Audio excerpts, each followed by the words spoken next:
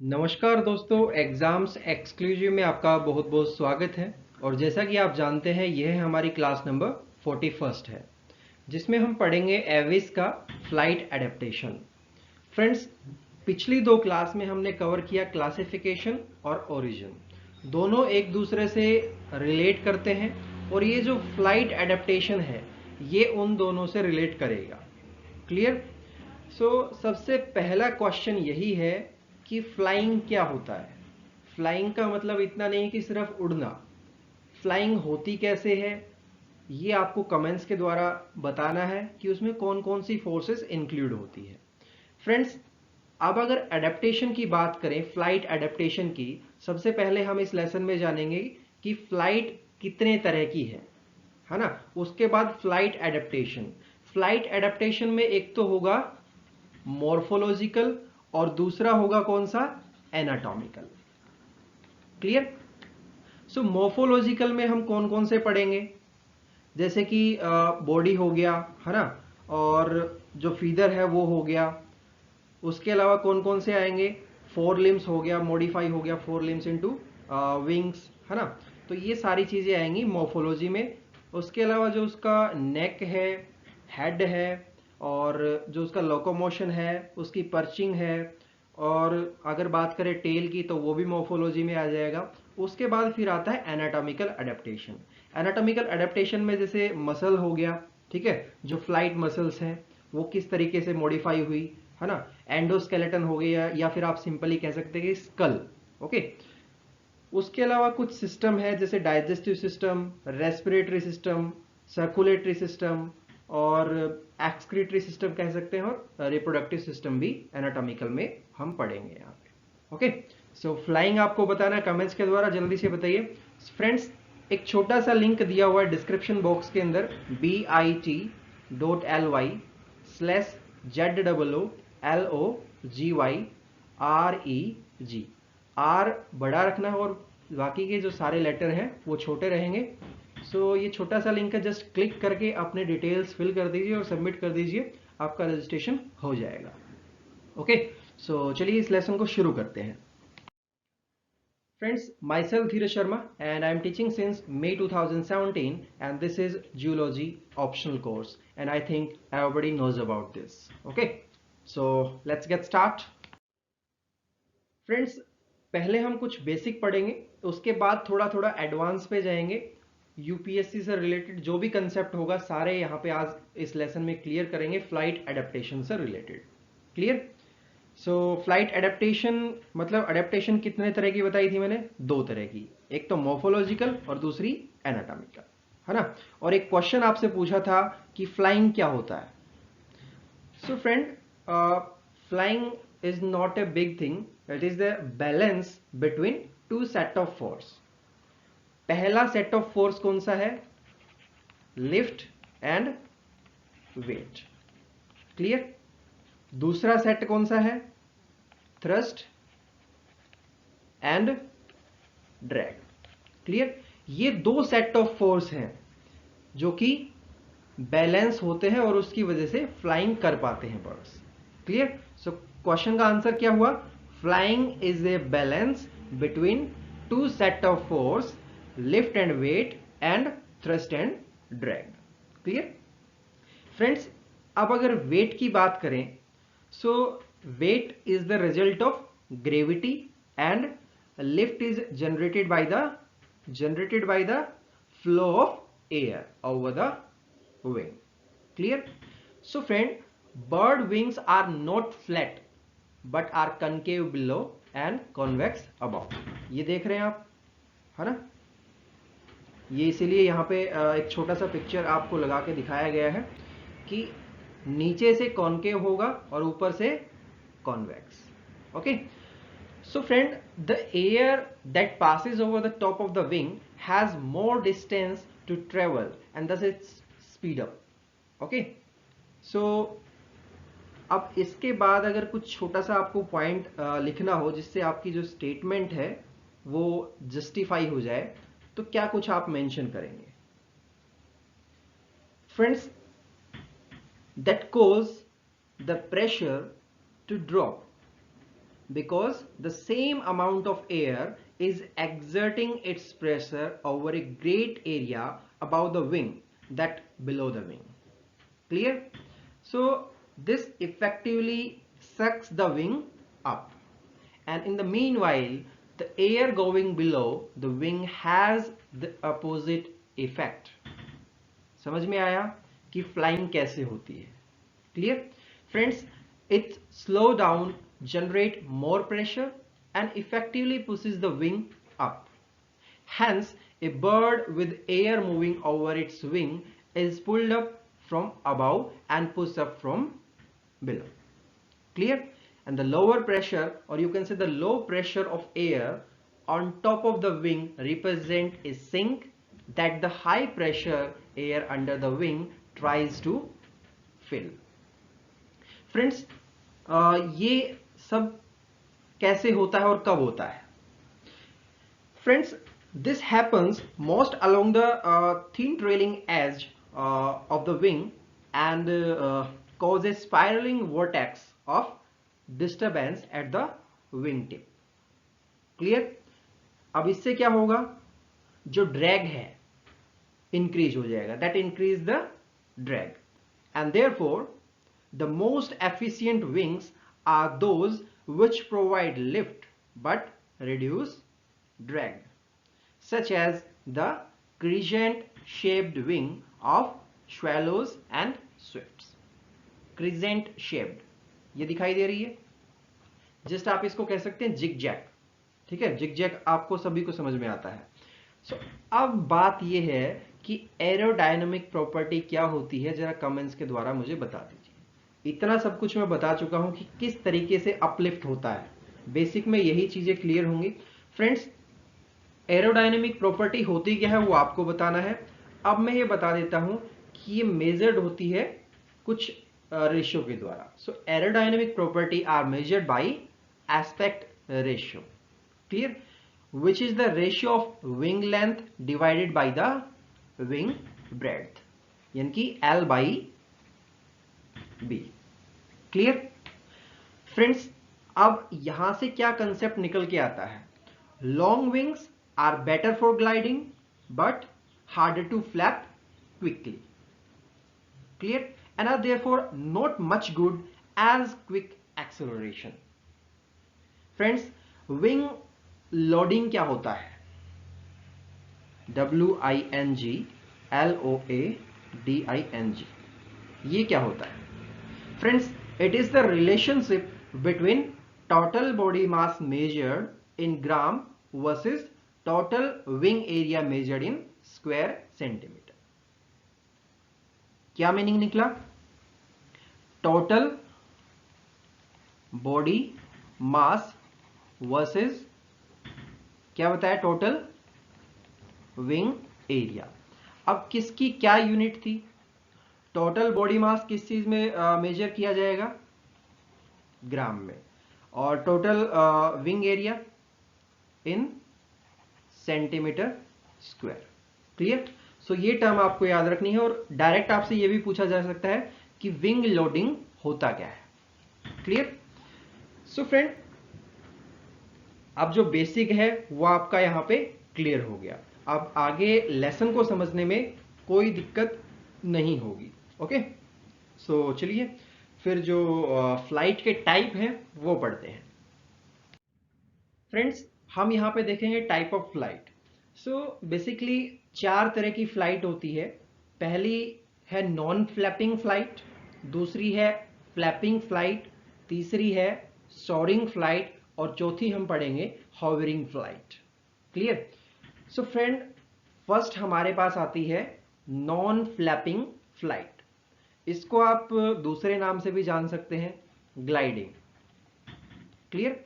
सो paragliding किस किस ने सुना है?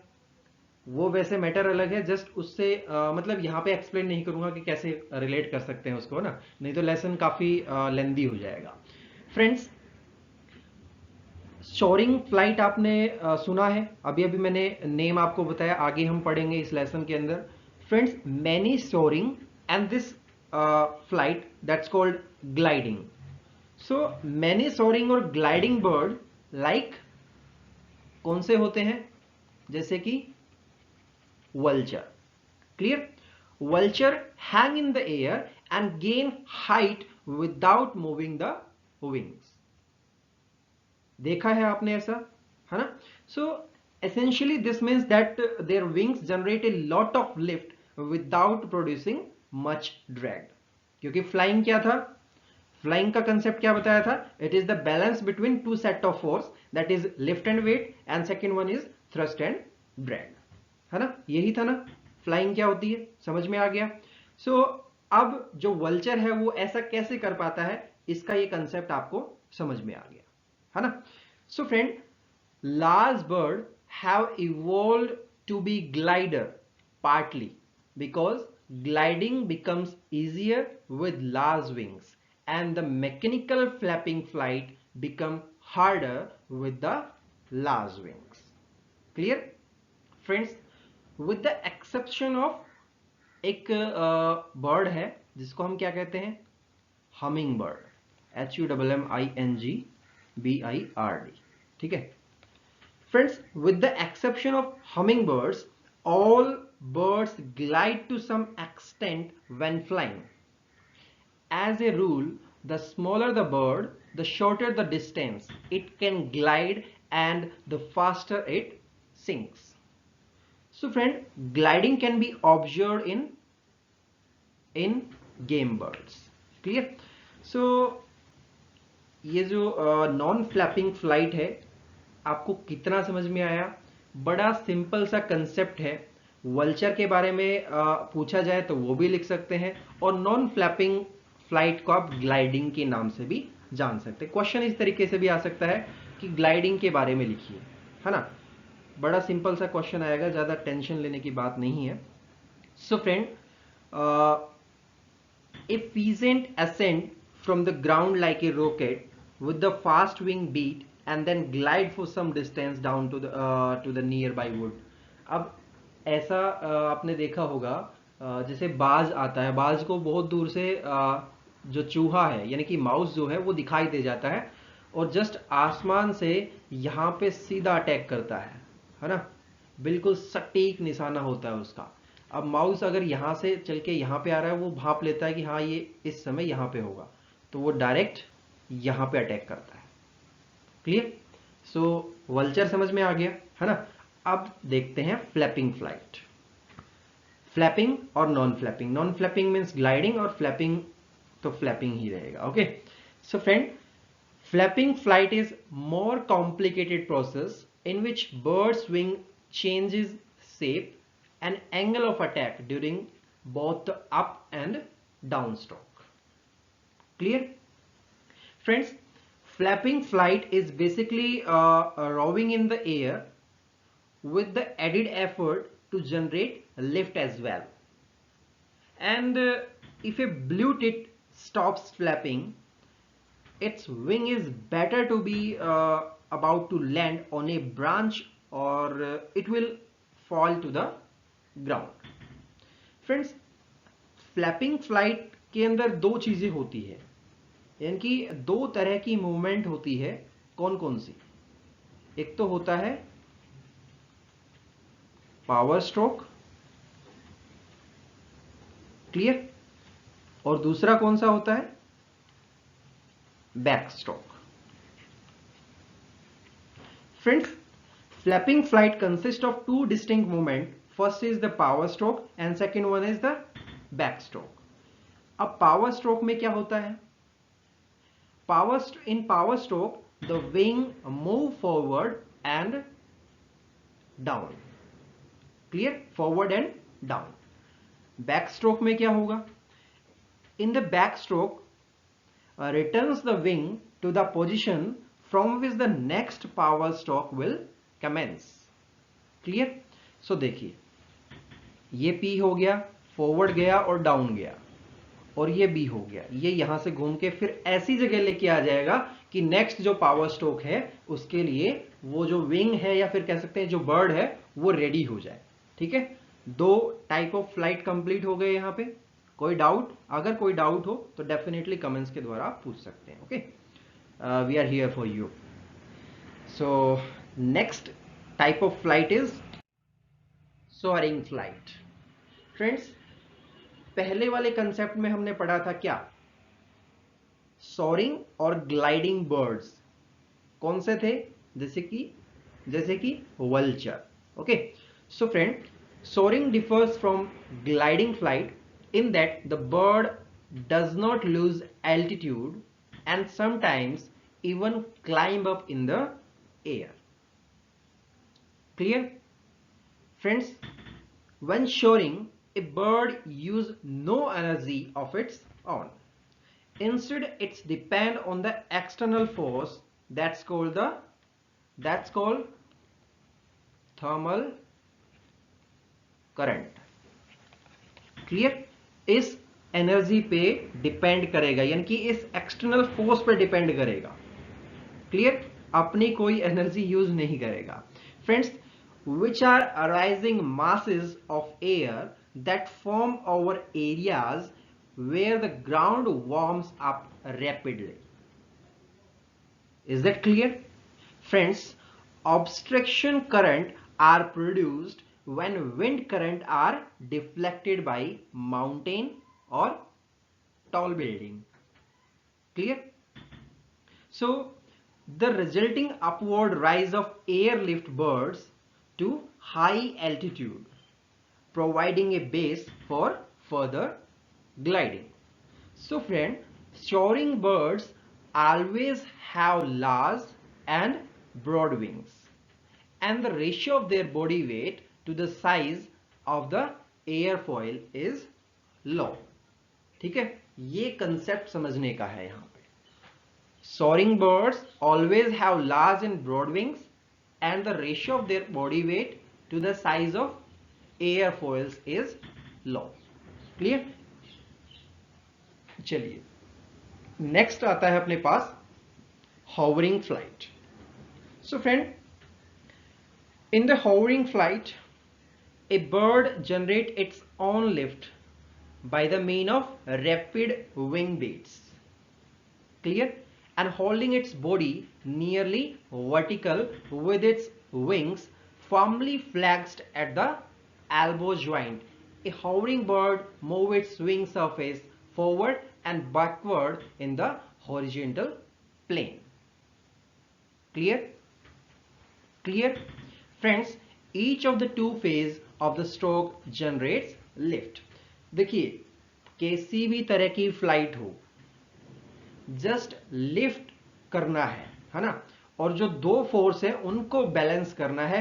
इसके अलावा कोई भी कंसेप्ट काम नहीं आएगा. क्लियर? सभी में वही कंसेप्ट लगेगा, लेकिन किसी में थोड़ा ज्यादा, किसी में थोड़ा कम. Clear?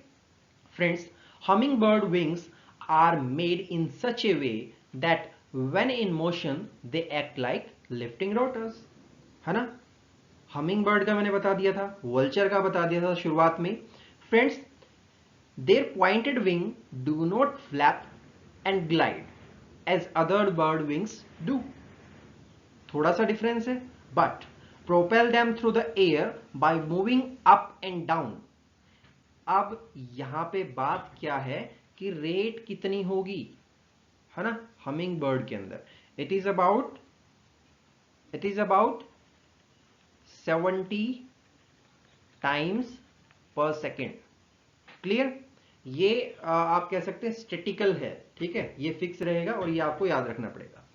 Friends, after feeding at a flower they can fly backward, climb vertically and turn at lightning speed and come to a sudden standstill in mid-air.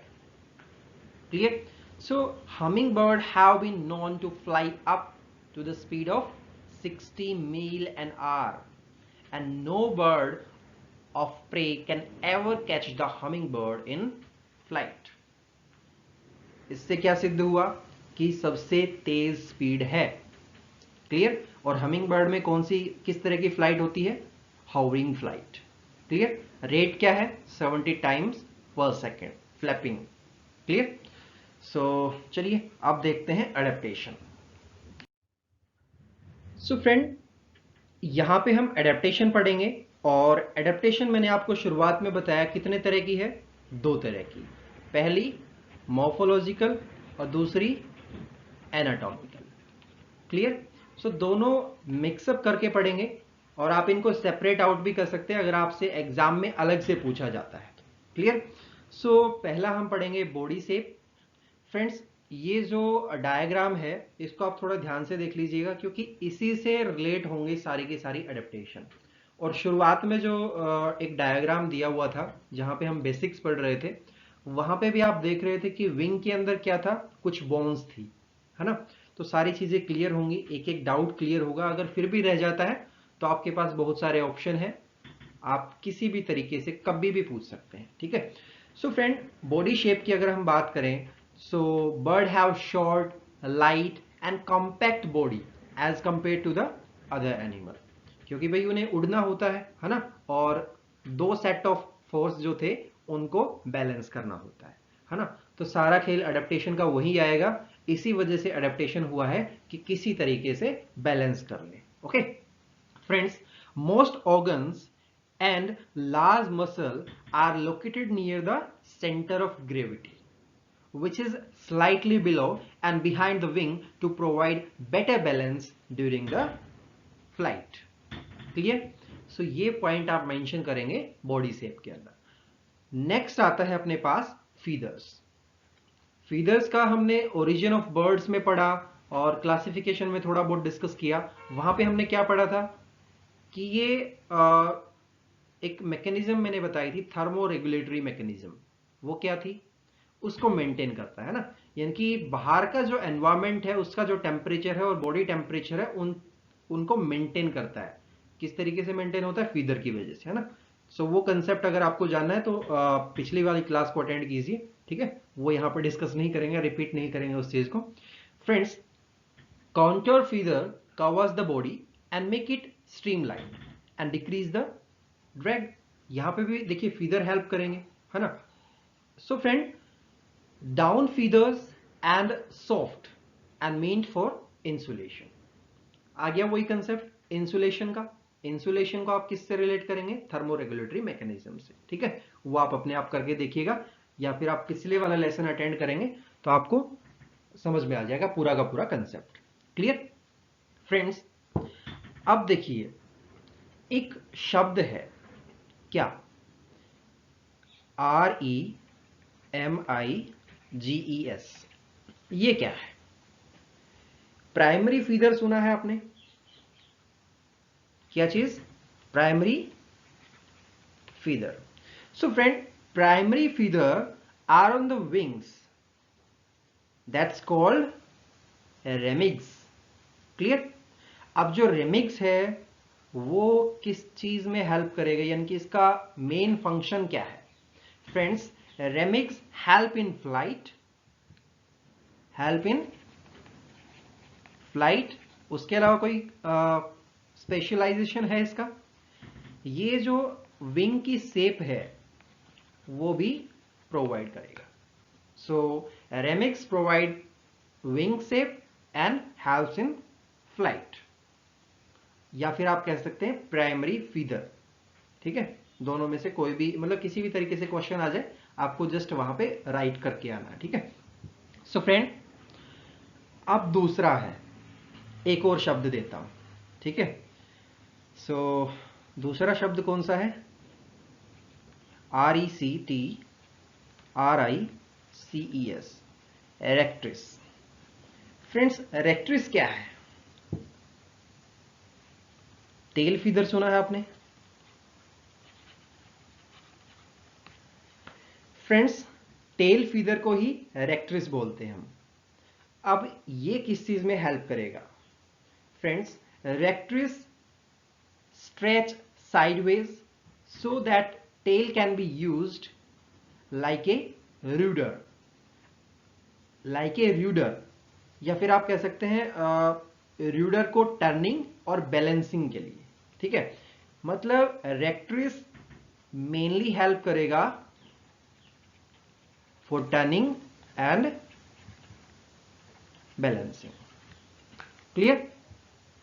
दोनों शब्द आपको समझ में आ गए। अगर आपसे दोनों में डिफरेंस पूछ लिया जाए तो भी आप लिख पाएंगे, अगर दूसरे नेम से पूछ लिया जाए तो भी आप लिख पाएंगे। यानी कि छोटे छोटे जो कंसेप्ट हैं वो यूपीएससी कहीं ना कहीं घुमा फिरा के पूछ लेती है, तो उनको भी हम यहाँ पे नहीं छोड़ने वाले हैं। क्लियर? चलिए, ये इमेज तो आपने देखी ली होगी, है ना। मोबाइल नेक है, बीक है, बाइपीडल लोकोमोशन है, पर्चिंग टोज है ये, है ना। उसके अलावा देखिए शॉर्ट टेल बियरिंग, लॉन्ग रेट्रिक्स हैं जो हम यहाँ पे पढ़ रहे थे। क्लियर? समझ में आ गया, है ना।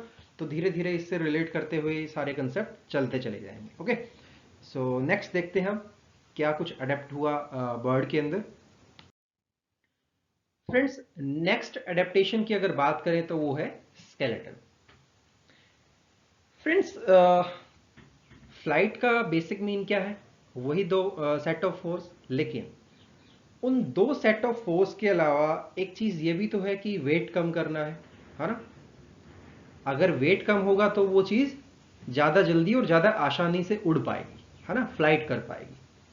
So friend, the evolution of flight has endowed bird with many physical features in addition to wings and feathers. Clear? So friend, one way to reduce weight in bird is by the fusion and elimination of some unnecessary bone and pneumatization. अब pneumatisation क्या होता है जरा जल्दी से बता दीजिए comments के द्वारा। क्लियर? फ्रेंड्स, अब देखिए, अगर एक बोरे में मान लेते हैं कि कुछ 50 किलो के आसपास गेहूं भरे हुए हैं। अब अगर उसका वेट कम करना है तो मेरे पास एक ही तरीका है, या तो मैं मैन्युअली निकाल दूं या फिर उसमें नीचे होल कर दूं, है ना। तो वो धीरे धीरे बिखरते चले जाएंगे।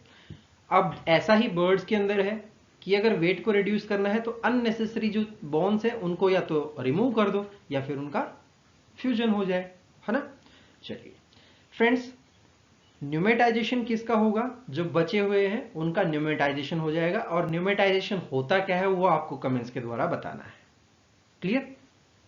Friends, not only are some bone of bird hollow, but many of the large one are connected to the air sac of the respiratory system. So friend, to keep the cylindrical wall of a bird's major wing bone by major bone from buckling, ये शब्द हमने discuss किया था, BUCKLING, buckling. The bone have internal suture like a reinforcement, and the fusion of bone in bird make the skeleton light as well as strong.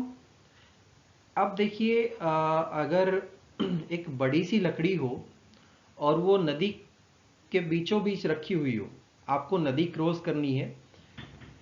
सो अगर बड़ी लकड़ी है इसका मतलब उसके अगर आप बीच में जाएंगे, मान लेते हैं कि एक तो जो लेंथ है वुड का वो इतना है और एक इतना है, कौन सा स्ट्रॉन्ग होगा? ये वाला, है ना, और ये वीक होगी बिकॉज ऑफ लेंथ। लेंथ अगर घट गई, वेट घट गया, चलिए वेट की बात नहीं करते हैं, लेंथ अगर डिक्रीज हो गई यानी कि फ्यूजन हो गया तो उसकी स्ट्रेंथ बढ़ गई, है ना। तो वही कंसेप्ट यहां पे लग रहा है। Clear? So friend, fusion of bones in bird make the skeleton light as well as strong, है ना। चीजें घटेंगी तो वेट तो सीधी सी बात है कि लाइट होगा ही होगा। फ्रेंड्स, 3 शब्द और हैं, चलिए उनको नोट डाउन कर लीजिए। एक हमने शब्द पढ़ा था फर्कुला, FURCULA, फर्कुला। उसके अलावा स्केपुला, तीसरा कौन सा है? Coracoid. Friends, these three form a sturdy tripod for supporting the wings and broad surfaces for the attachment of large flight muscle.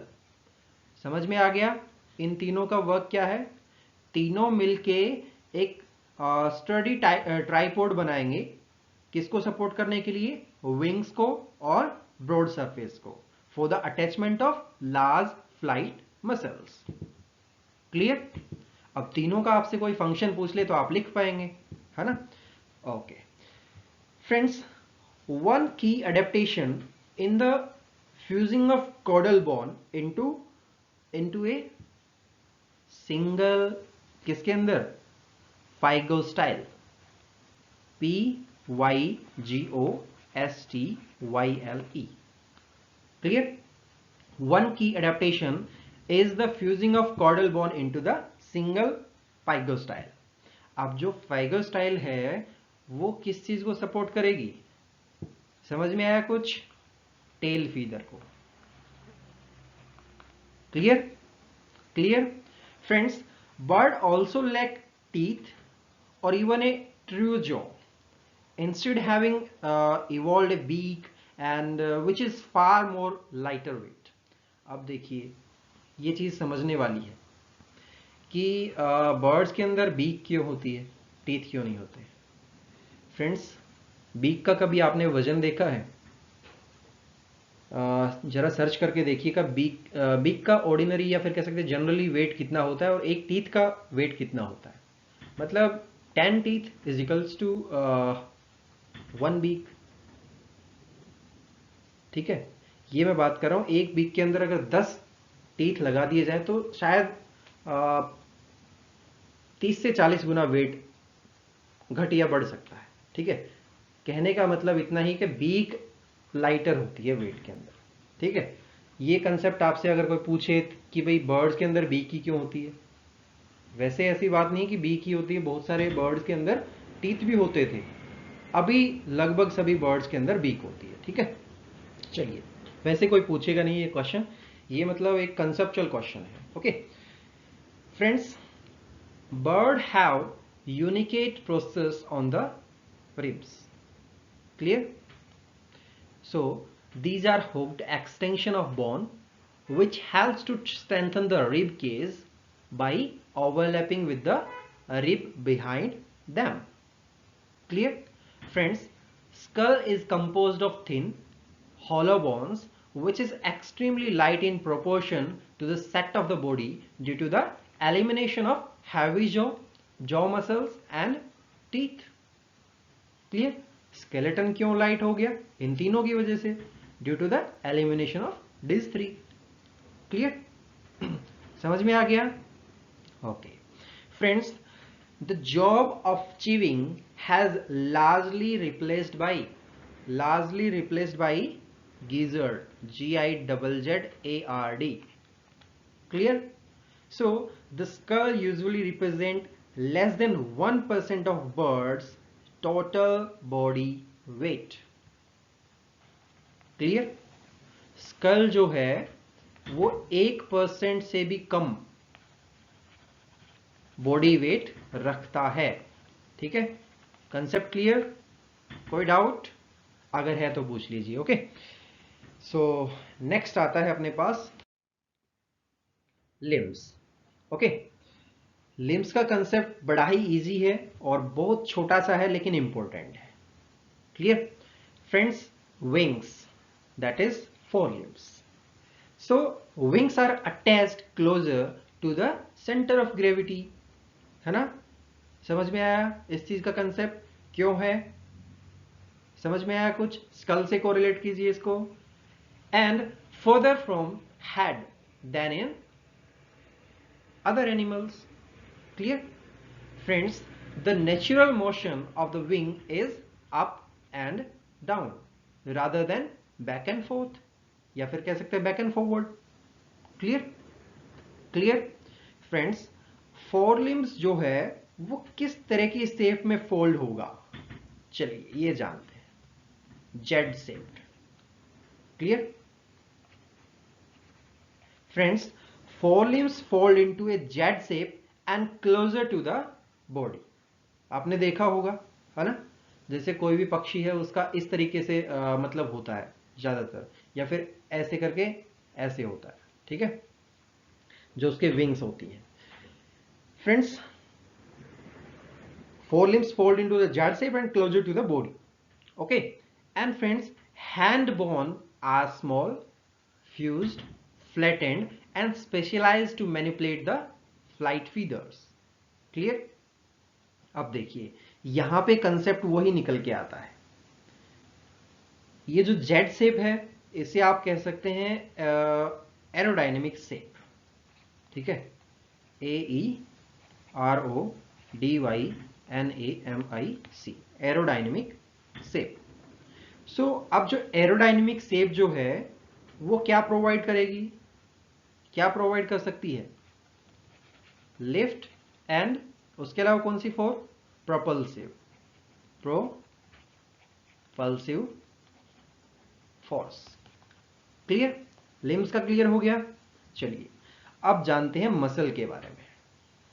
ये वो रसल मसल नहीं है, यहाँ पे हम डिस्कस कर रहे हैं बर्ड्स की मसल, है ना, और उसका जो एडेप्टेशन है उसके बारे में। Friends, as you know there are about 175 different muscles in the birds. Clear? They mainly control the wings, tail, neck and legs. Clear? Friends, अब आगे क्या लिखें? कोई कंसेप्ट है अपने पास? बिल्कुल है, लिखवाता हूं। Okay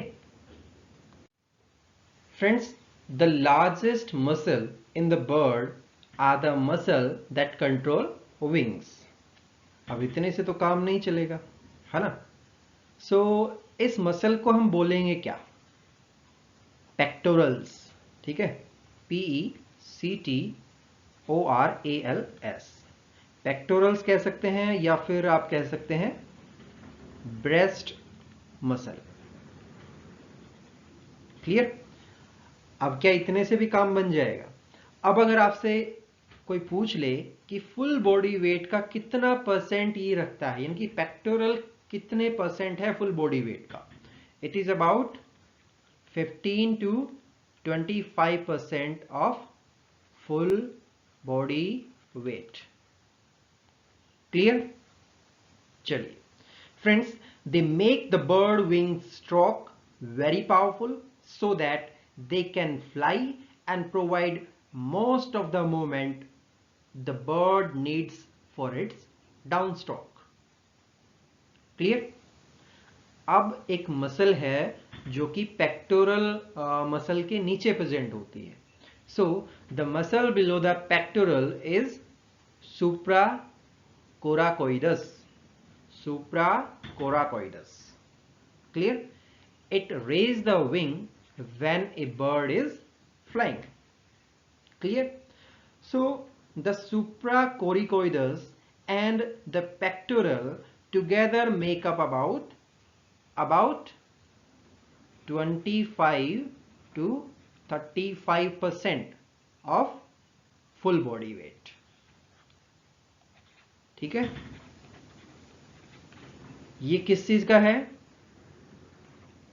supra plus pectoral. Clear?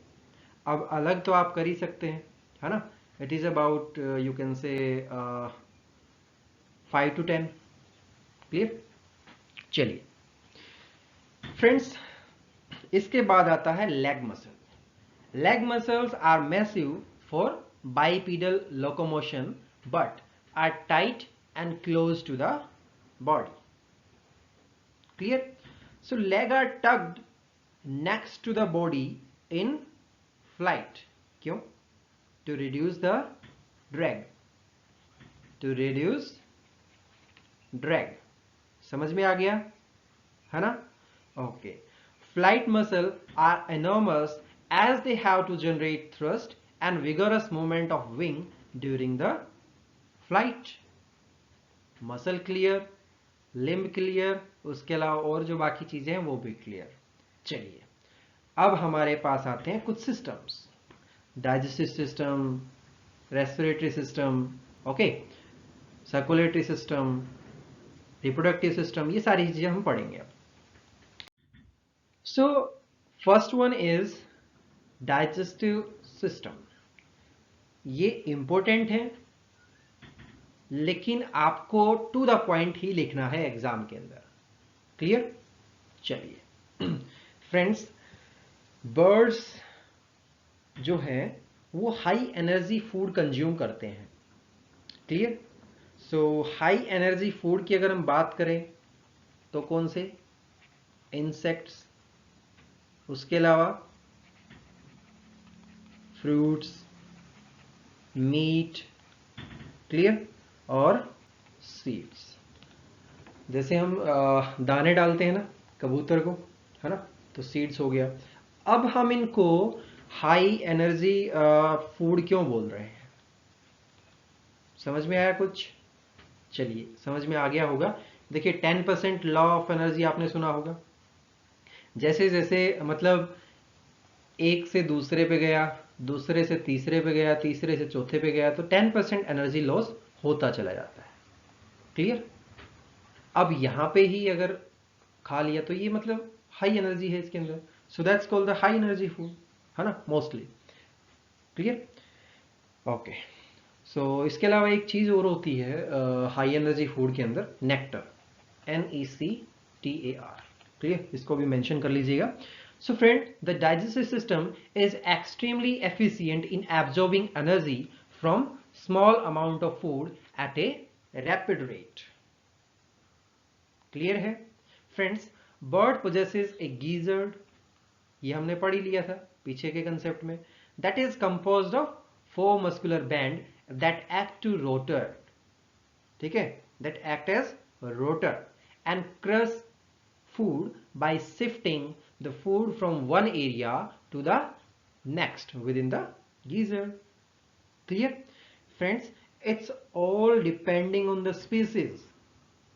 The geyser may contain small piece of grits or stones that the bird has swallowed or ate in the grinding process. Clear? So, the many bird possesses a muscular pouch. अब जो muscular pouch है, चलिए एक शब्द देता हूं, थोड़ा सा इंटरेस्टिंग बनाते हैं इसको। क्रॉप। क्रॉप, क्रॉप क्या होता है? खेती तो नहीं है यहाँ पे, ठीक है? सो वो सोचना भी मत, साइंस से रिलेट कीजिए, मतलब बायोलॉजिकल साइंस से रिलेट कीजिए, बर्ड से रिलेट कीजिए इसको। So friend, many bird possesses a muscular pouch along the oesophagus, that's called crop.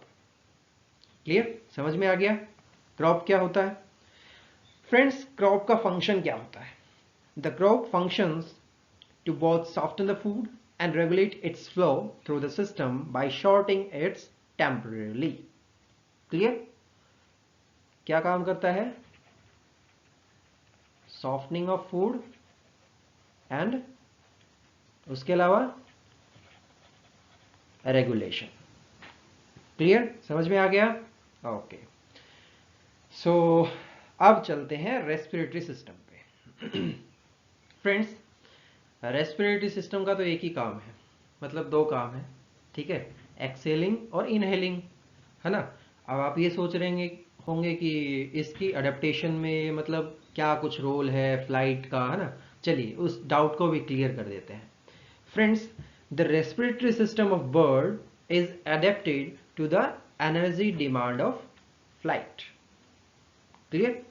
The bird's respiratory system is proportionately larger and much more efficient than in other animals.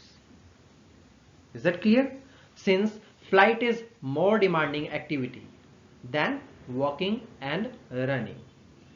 अब भाई एक चीज सोचिए कि जो हवाई जहाज है, मतलब एरोप्लेन, वो एक तो जमीन पे चले और एक उड़े ऊपर। सो ज्यादा फ्यूल कहाँ पे कंज्यूम होगा? जब उड़ेगी, ठीक है, जब फ्लाइट करेगी, ठीक है, फ्लाइंग होगा जब। सो सेम कंसेप्ट यहाँ पे लागू होता है कि rather than walking and running, there is high demand of energy in flight.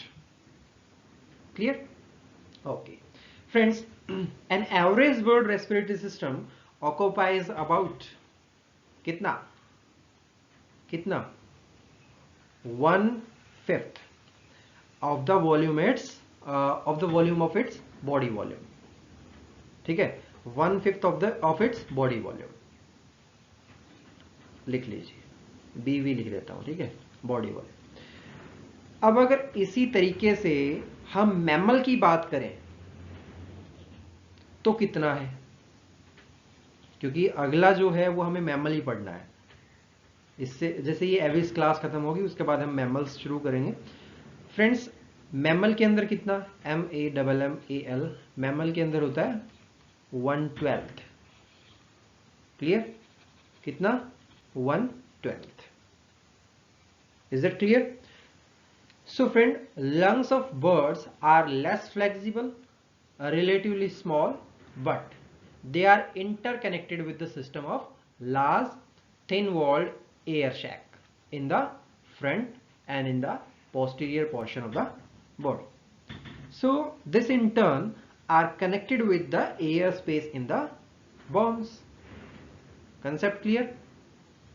Friends, अब अगर इनहेलेशन की, एक्सहेलेशन की अगर यहाँ पे बात करें तो वो ज़्यादा ठीक नहीं रहेगा, क्योंकि वो हमारे लिए इम्पोर्टेंट है नहीं।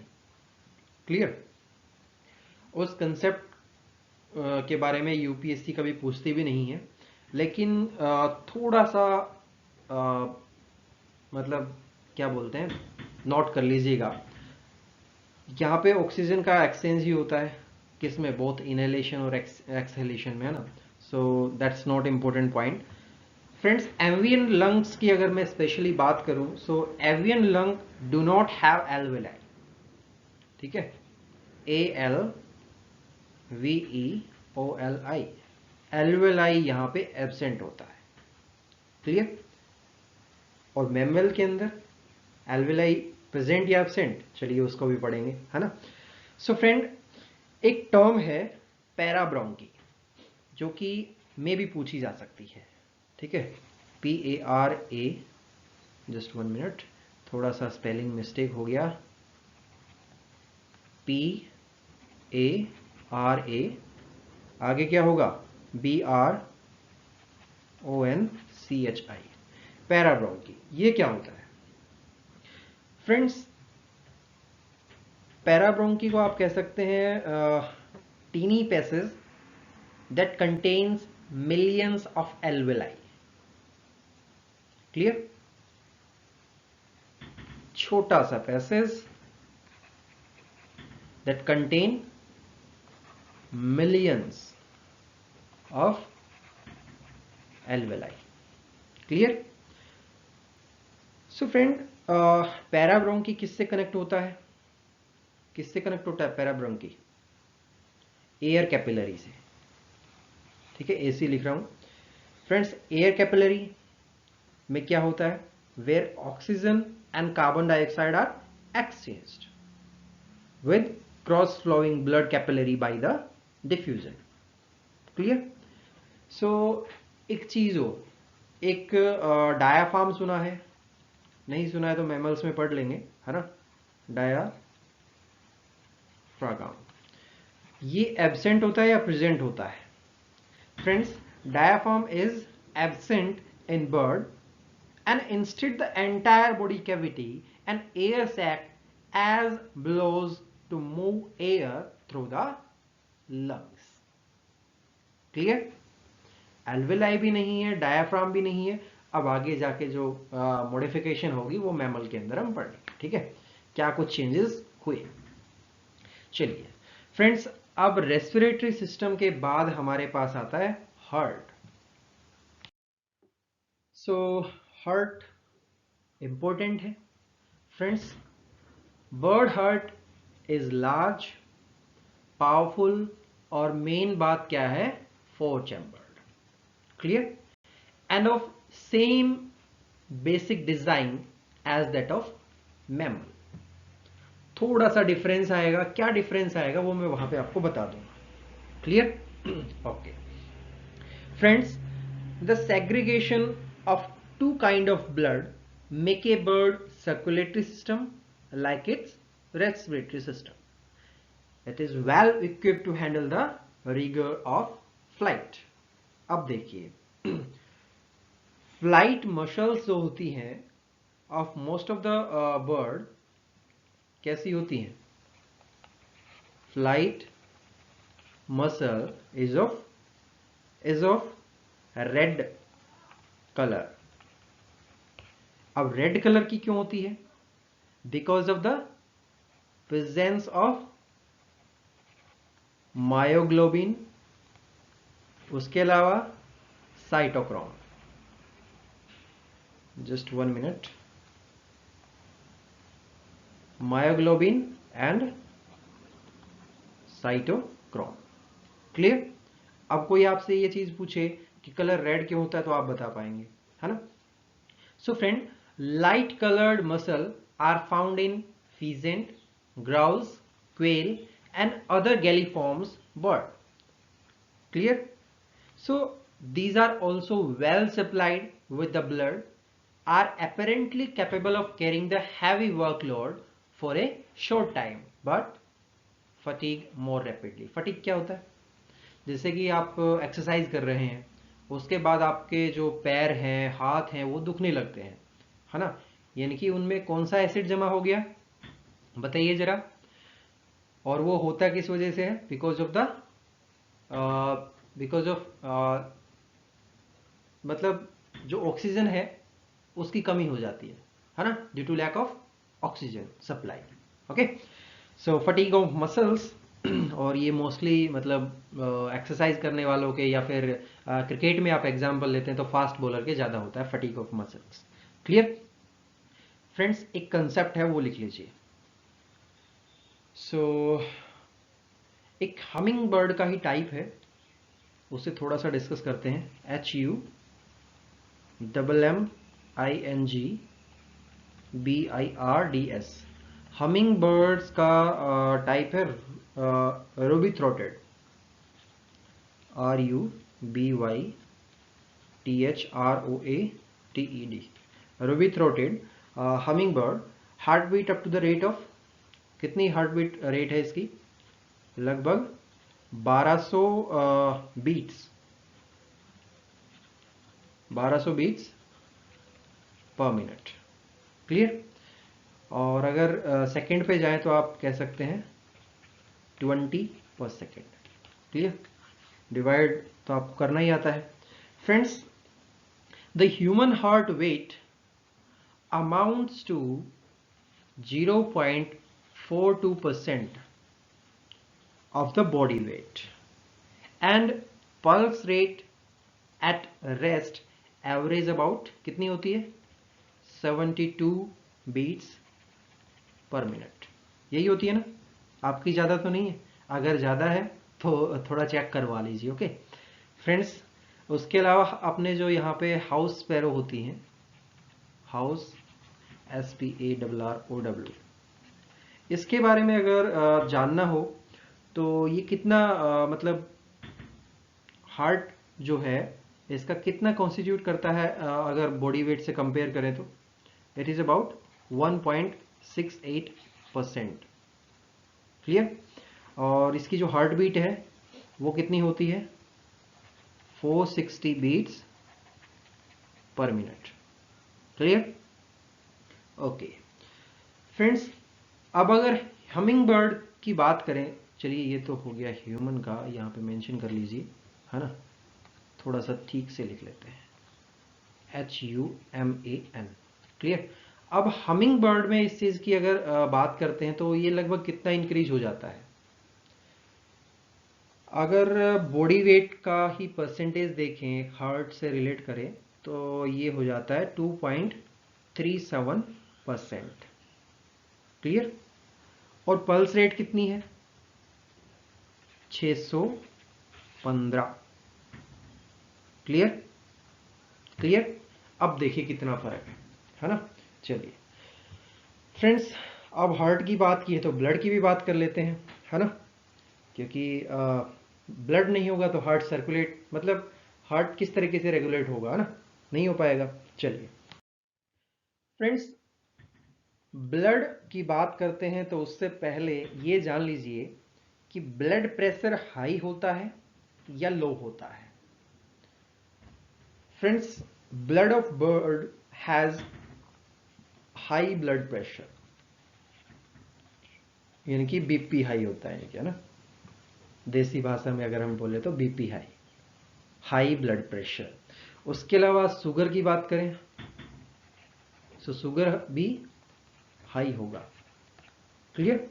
चलिए, अब हाई तो होगा, लेकिन कितना? अगर किसी से कंपेयर करें, मैमल से कर लेते हैं, 2x ऑफ मैमल, यानी कि मैमल से 2 गुना। और मैमल से 2 गुना किससे रिलेट कर रहे हैं हम? जो ग्लूकोज लेवल है उससे। Clear? Okay. So friend, fast flying and migratory bird have smaller red blood cells with greater surface to volume ratio for greater oxygen absorbing capability. Clear? चलिए, ये सारा कंसेप्ट है और मतलब फटीग मिटाने के लिए है पूरा का पूरा कंसेप्ट, है ना। सो फटीग इसी वजह से होती है कि ऑक्सीजन की कमी हो जाती है वगैरह वगैरह, ये सारी चीज़ें होती है और ह्यूमन बीइंग्स इस चीज़ को अच्छी तरीके से जानते हैं, ठीक है। बहुत बार होता है कि हम एक्सरसाइज करने के आदी नहीं होते हैं, लेकिन फिर भी मतलब एक दिन ऐसा एक्सरसाइज कर लिया, 1 से 2 घंटा वर्कआउट किया और फिर उसके बाद मतलब 3 दिन पूरा रेस्ट किया, तो पूरा पूरा खत्म हो जाएगा। ओके, ऐसा नहीं करना चाहिए। अब जो सबसे इंपॉर्टेंट चीज़ है, ब्रेन। फ्रेंड्स, ब्रेन के अंदर एक तो सेरेबेलम होता है, एक सेरेब्रम होता है। क्या डिफरेंस होता है यार इसके अंदर? जल्दी से बताओ, है ना। सो क्वेश्चन पे क्वेश्चन आपको मिले जा रहे हैं। आप उम्मीद है कि आपने कमेंट्स के अंदर सारे क्वेश्चन के आंसर किए होंगे। So friend, brain is large with enormous cerebral hemisphere, but the surface is white and without gray matter. Olfactory lobes are greatly reduced, but optic lobes are excessively enlarged. Clear? अब बात आती है cerebellum और cerebrum, वो आपको difference बताना है दोनों के अंदर क्या होता है। So friend, cerebellum is well developed with A median lobe, vermis and later lobes floculi for coordination of muscular activity and balance. Balance वही है, फोन वाला बैलेंस नहीं है, फ्लाइट का बैलेंस, ठीक है। Balance of 2 set of forces. So वो set of forces last तक चलती रहेगी, है ना। उसी की वजह से ये सारा का सारा कुछ अडेप्टेशन हुआ है इसके अंदर। क्लियर? चलिए, अब भाई इसकी जो आंखें हैं, बड़ा शातिर है ना, और बड़ी तेज आंखें हैं इसकी। So eye are large with wide field of view and binocular vision. अब वाइड लेंस और वाइड एंगल कैमरा भी आने लग गए हैं मोबाइल के अंदर, है ना, और इसके पास नेचुरली और पहले से ही प्रेजेंट है। सो इनसे काफ़ी चीज़ें सीखी है ह्यूमन बीइंग ने, और मतलब इन्हीं से डिस्कवरी आई है सारी की सारी, ठीक है, अगर मेरी माने तो। सो फ्रेंड, निक्टेटिंग मेम्ब्रेन क्या होता है? जल्दी से बताओ, इसका काम क्या है? निक्टेटिंग मेम्ब्रेन इज ट्रांसपेरेंट और may be translucent and covers the eyeball during the flight. Clear? अब ये तो यहां तक ठीक है, लेकिन उसके अलावा एक सेक्रोलिटिक रिंग होती है, SCLERO, सेक्रोलिटिक नहीं, सेक्रोटिक रिंग होती है, ठीक है, sclerotic ring. So sclerotic ring of body plate protects the eyeball. उसके अलावा क्या करेगा? And increase the distance between the lens and retina. अब रेटिना और किसके बीच में डिस्टेंस इंक्रीज हो गया? लेंस और रेटिना के बीच में, है ना। जैसे ये है लेंस और ये है रेटिना। अब इसका डिस्टेंस इंक्रीज हुआ तो इससे क्या कुछ फर्क होगा? विजन जो है वो शार्प हो जाएगा। Clear? Sharp distant vision. Clear? So friend, bird have acute eyesight with raptor having vision 8 times sharper than the human. अब सोच के देख लीजिए कि आपकी जो आंखें हैं और बर्ड की जो आंखें हैं, वो उनमें से कौन सी अच्छी है। अब आप इतना अच्छा देख पाते हैं और बर्ड्स, आप सोच के देखिए कितना HD, मतलब कितनी हाई क्वालिटी में वो देख पाते होंगे। ओके, सो वहाँ तक तो हमारा कैमरा पहुँचना अभी तक मुश्किल है, ठीक है। कितने मेगापिक्सल का है वो नहीं जानते कोई भी। सो फ्रेंड, एक चीज़ लिख लीजिए जो कि इम्पोर्टेंट है आपके लिए एग्जामिनेशन पॉइंट ऑफ व्यू के हिसाब से। ये जो आपने देखा कि लगभग 8 गुना ज़्यादा अच्छा देख पाता है बर्ड, इसका क्या कारण है? एक टर्म होती है फोटो रिसेप्टर, चलिए वो भी लिख लेते हैं, ठीक है। PHOTORECEPTOR। अब जो फोटो रिसेप्टर है उसका ही सारा का सारा खेल है ना। So it is because of high density of photo receptor cells in retina. अगर मैं ह्यूमन बीइंग की बात करूं तो ह्यूमन बीइंग के अंदर जनरली कितना होता है? It is about you can say 2 lakh. Clear? अब एक बर्ड है जिसका नाम है, सॉरी अभी यहाँ पे मेंशन कर लेते हैं ह्यूमन। एक बर्ड है जिसको हम बोलते हैं ब्यूटियोस, BUTEOS। इसके अंदर कितनी है सोच के देखा है? यहां पे 2 लाख थी, वहां पे 10 लाख। 10 लाख ही है ना, ज्यादा तो नहीं हो गया? चलिए 10 लाख पर स्क्वायर mm। अब इसकी जो यूनिट है वो कितनी होगी? पर स्क्वायर mm। क्लियर? चलिए friends, the intended fovea on retina magnifies the central part of the visual field, and many species including hummingbird and albatross have 2 foveas in each eye, and the ability to detect polarized light is also common in birds. Clear? अब समझ में आया कि humming bird, vulture, ये सारे इतने तेज कैसे होते हैं? मतलब इतने ऊपर से यहाँ पे जैसे वो है और यहाँ पे कोई शिकारी है, उसको बड़ी दूर से देख लेते हैं और बड़ा सटीक निशाना लगाते हैं। जैसे मान लेते हैं कि जैसे ये यहाँ पे मूव कर रहा है तो सीधा वो यहाँ पे आके अटैक करेगा, है ना। चलिए फ्रेंड्स, ब्लड हो गया, ब्रेन हो गया, आई हो गई, डाइजेस्टिव सिस्टम हो गया, रेस्पिरेटरी सिस्टम हो गया, है ना। चलिए अब हम डिस्कस करते हैं क्या? अब डिस्कस करते हैं किसके बारे में? मेटाबॉलिज्म के बारे में। क्लियर? सो मेटाबॉलिज्म क्या कुछ लिखे यहाँ पे? मेटाबॉलिज्म में क्या कुछ अडेप्टेशन हुआ? Friends, bird have high metabolism and endothermy for quick generation of power and for maintenance of high body temperature. So bird requires large amount of energy for flight and need efficient oxygen circulation in high altitude. समझ में आ गया ये क्या कारण है इसके पीछे? फ्रेंड्स, अगर आपसे एक जनरल क्वेश्चन पूछा जाए कि हाईएस्ट फ्लाइट रिकॉर्ड कितना है ना, एक छोटा सा नंबर याद कर लीजिए, 11,274 मीटर, 11,274 मीटर। और अगर इसी को फीट में कन्वर्ट करते हैं सो 37,000 फीट। क्लियर? ये क्या है? Record flight. क्लियर?